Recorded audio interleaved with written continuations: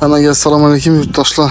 Navbatdagi ko'chmas mulkimiz Urganch shahar Manij yangi ochilgan institut, Ranch institutining yanında.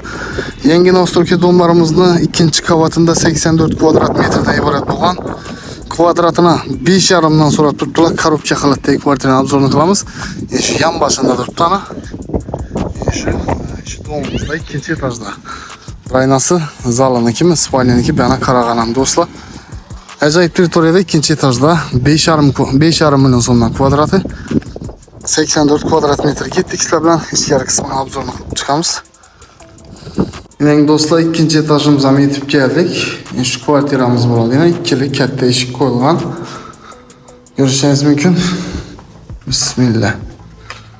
84 kvadrat metr girish qismida doğruda prixoji местamiz, prixoji zonamiz. Shuningdek koridor. Tak, o'ng tomonda bir yandan danışib ketaveramiz. Zalimiz bo'ladi yurtdoshlar. Zal. Balandligini gap yo'q ekan, baland ekan, bu montajlar qilingan. Bu yerda yana detskiy spalnya do'stlar. Bu detskiy spalnyamiz bo'ladi. Bu yerda esa kuxnyamiz balkonuna ega, parkovkalari yetarli aytib o'tganmiz. Gaz to'shkala kelib turibdi. Endi bu yerda sanuzellar, razdelni bu hojatxonamiz bo'ladi. Endi bu yer sanuzel katta tushgan. Endi ko'prisi bu etajda sanuzelni hojatxonasini bir etib qo'yibdilar. Endi buni kladovishni etib qo'yibdilar. Banka, sanka, utik pilsoz qo'ymoqqa kerak bo'ladi do'stlar. Bunda yana 2 oyna tushgan.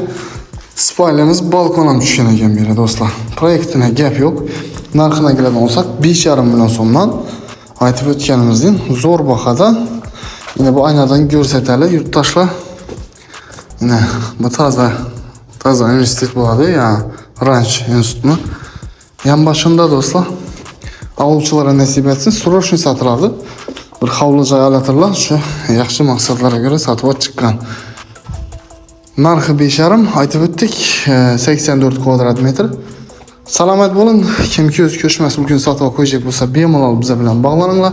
Satışda yordam beramiz. Kanalımızda yangi bo'lsangizlar, podpisatsiya tugmachasini bosib qo'ying. Videolarimiz bilan tanishib boraverasizlar. Salomat bo'lin.